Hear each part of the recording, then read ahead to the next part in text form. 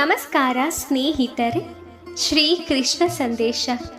ಹೂವಿನಿಂದ ಕಿತ್ತು ತಂದ ಮಕರಂದದಿಂದ ಮಾಡಿದ ಜೇನು. ಜೇನು ಹುಳುಗಳಿಗೆ ದಕ್ಕುವುದಿಲ್ಲ ಎಂದಾದ ಮೇಲೆ ಪರರ ಬಳಿ ಕಿತ್ತುಕೊಂಡ ಸಂಪತ್ತು ಉಳಿಯುವುದೇ? ಸಾಧ್ಯವಿಲ್ಲ.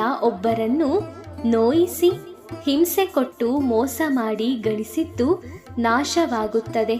ಕಿತ್ತು ತಂದದ್ದು ಹೊತ್ತು ಮುಳುಗುವವರೆಗೂ ಮಾತ್ರ. ದುಡಿದು ತಿನ್ನುವುದು ಜೀವ ಇರುವವರೆಗೂ ಶಾಶ್ವತ. ನಂಬಿಕೆ ಇರಲಿ. ಇಲ್ಲಿ ಒಂದೇ ದಿನಕ್ಕೆ ಏನೂ ಆಗುವುದಿಲ್ಲ. ಆದರೆ ಖಂಡಿತ ಒಂದು ದಿನ ಎಲ್ಲವೂ ಬದಲಾಗುತ್ತದೆ. ಅಲ್ಲಿಯವರೆಗೂ ತಾಳ್ಮೆ ಇರಬೇಕು. ತಾಳ್ಮೆ ತಂದುಕೊಳ್ಳಬೇಕು. ನಮ್ಮ ಹೃದಯಕ್ಕೆ ನೋವಾದಾಗ ಮಾತುಗಳು ಕಣ್ಣೀರಾಗುತ್ತದೆ. ಆದರೆ ನಮ್ಮ ಮನದ ಭಾವನೆಗಳು ಕೇವಲ ಆ ಭಗವಂತನಿಗೆ ಮಾತ್ರವೇ ಕೇಳಿಸುತ್ತದೆ. ಚಿಂತಿಸಬೇಡಿ.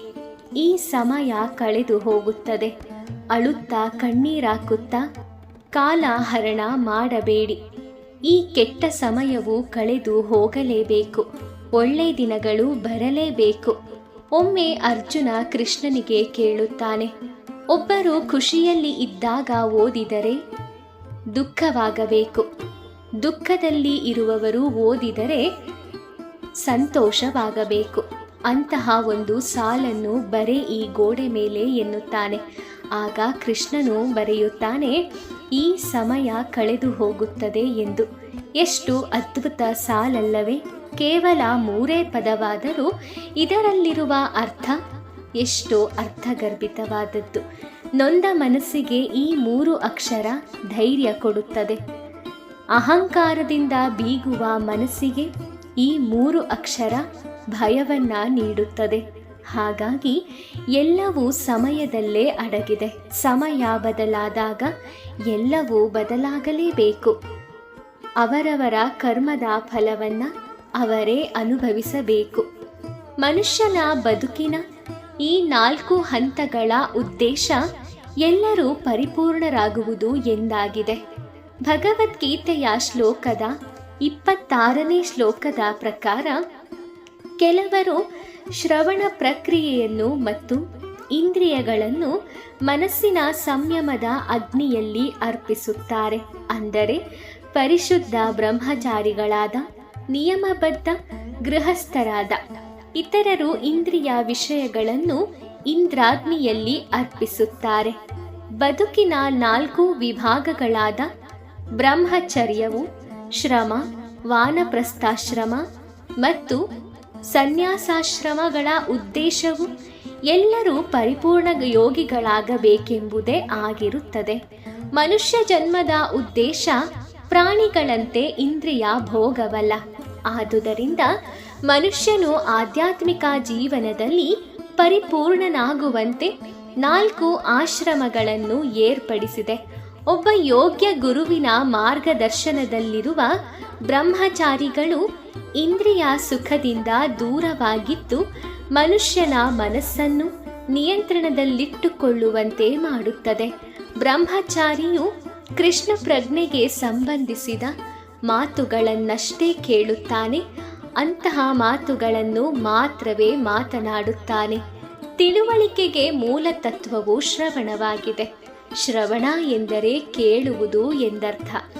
ಆದುದರಿಂದ ಶುದ್ಧ ಬ್ರಹ್ಮಚಾರಿಯು ಹರೇ ನಾಮ ಕೀರ್ತನ್ನಾಂ ಅಥವಾ ನಾಮ ಸಂಕೀರ್ತನೆ ಮತ್ತು ಭಗವಂತನ ಮಹಿಮೆಗಳನ್ನು ಕೇಳುವುದು, ಇವುಗಳಲ್ಲಿಯೇ ಸಂಪೂರ್ಣವಾಗಿ ತೊಡಗುವುದು ಎಂದಾಗಿದೆ.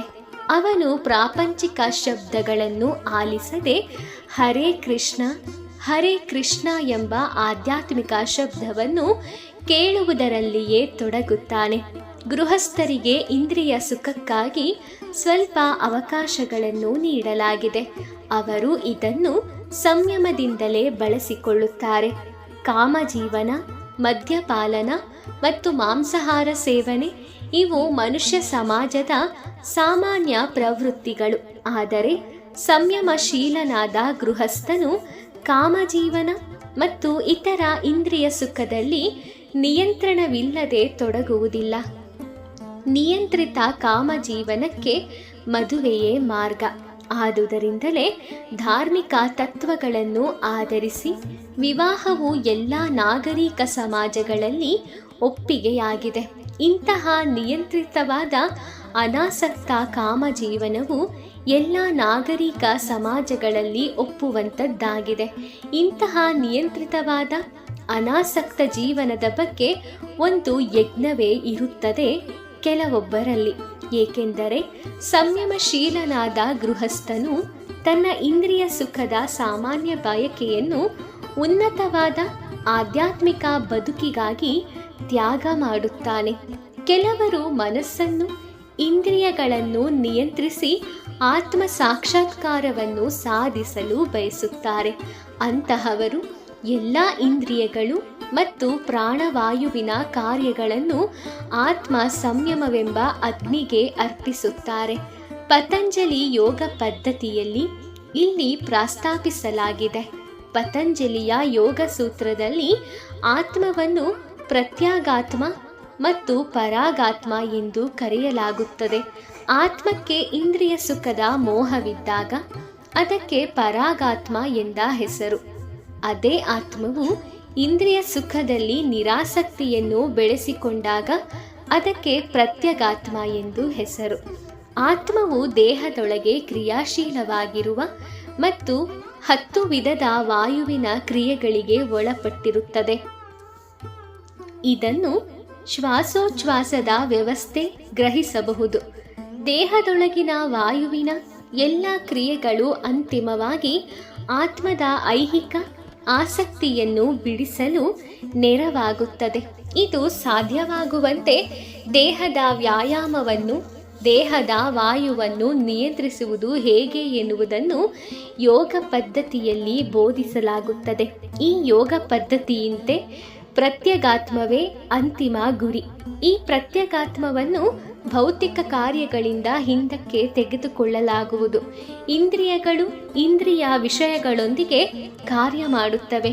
ಉದಾಹರಣೆಗೆ, ಕಿವಿಯು ಕೇಳುತ್ತದೆ, ಕಣ್ಣು ನೋಡುತ್ತದೆ, ಮೂಗು ವಾಸನೆಯನ್ನು ಗ್ರಹಿಸುತ್ತದೆ, ನಾಲಿಗೆಯು ರುಚಿಯನ್ನು ಗ್ರಹಿಸುತ್ತದೆ, ಕೈ ಸ್ಪರ್ಶ ಮಾಡುತ್ತದೆ. ಹೀಗೆ ಎಲ್ಲ ಇಂದ್ರಿಯಗಳು ಆತ್ಮದ ಹೊರಗಿನ ಕಾರ್ಯಗಳಲ್ಲಿ ತೊಡಗಿರುತ್ತವೆ.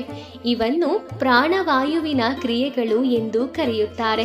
ಅಪಾನವಾಯುವು ಕೆಳಗಡೆ ಹೋಗುತ್ತದೆ, ವ್ಯಾನವಾಯುವು ಕುಗ್ಗುತ್ತದೆ ಮತ್ತು ಹಿಗ್ಗುತ್ತದೆ, ಸಮಾನವಾಯುವು ಸಮತೋಲನವನ್ನು ಕಾಪಾಡುತ್ತದೆ, ಉದಾನವಾಯುವು ಮೇಲಕ್ಕೆ ಹೋಗುತ್ತದೆ. ಮನುಷ್ಯನಿಗೆ ಜ್ಞಾನೋದಯವಾದ ನಂತರ ಇವೆಲ್ಲವೂ ಅವನು ಆತ್ಮ ಸಾಕ್ಷಾತ್ಕಾರದ ಅನ್ವೇಷಣೆಗಾಗಿ ಬಳಕೆ ಮಾಡಿಕೊಳ್ಳುವುದಕ್ಕೆ ಮುಂದಾಗುತ್ತಾನೆ. ಇದುವೇ ಆಧ್ಯಾತ್ಮಿಕ ಒಲವನ್ನು ಆತ್ಮಕ್ಕೆ ತಿಳಿಸುವುದಾಗಿದೆ. ಆತ್ಮವು ಯಾವಾಗಲೂ ಆಧ್ಯಾತ್ಮಿಕತೆಯಲ್ಲಿ ತೊಡಗಿದಾಗ ಮಾತ್ರವೇ ಮುಕ್ತಿಗೆ ಪಾತ್ರರಾಗುವುದಕ್ಕೆ ಸಾಧ್ಯ. ಶುದ್ಧ ಆತ್ಮಗಳಾಗಬೇಕಾದರೆ ನಾವು ಭಗವಂತನ ನಾಮಸ್ಮರಣೆ ಮತ್ತು ಆಧ್ಯಾತ್ಮಿಕತೆಗೆ ಹೆಚ್ಚು ಒತ್ತು ನೀಡಬೇಕಾಗುತ್ತದೆ. ಸ್ನೇಹಿತರೆ, ಈ ಸಂದೇಶಗಳು ನಿಮಗೆ ಇಷ್ಟ ಆಗಿದ್ದರೆ ವಿಡಿಯೋನ ಲೈಕ್ ಮಾಡಿ, ಶೇರ್ ಮಾಡಿ, ಹಾಗೆ ನಿಮ್ಮ ಅನಿಸಿಕೆಗಳನ್ನು ಕಮೆಂಟ್ ಮಾಡಿ. ಇದೇ ರೀತಿಯ ಉತ್ತಮ ವಿಚಾರಗಳನ್ನು ತಿಳ್ಕೊಳ್ಳೋಕ್ಕೋಸ್ಕರ ನಮ್ಮ ರೀಲ್ಸ್ ಯೂಟ್ಯೂಬ್ ಚಾನಲನ್ನು ಸಬ್ಸ್ಕ್ರೈಬ್ ಮಾಡ್ಕೊಳ್ಳಿ. ಮುಂದಿನ ವಿಡಿಯೋದಲ್ಲಿ ಭೇಟಿ ಮಾಡ್ತೀನಿ. ಓಂ ಶ್ರೀ ಕೃಷ್ಣಾಯ ನಮಃ. ಆ ಕೃಷ್ಣ ಪರಮಾತ್ಮ ನಿಮ್ಮೆಲ್ಲರಿಗೂ ಒಳ್ಳೆಯದನ್ನು ಮಾಡಲಿ. ಧನ್ಯವಾದಗಳು.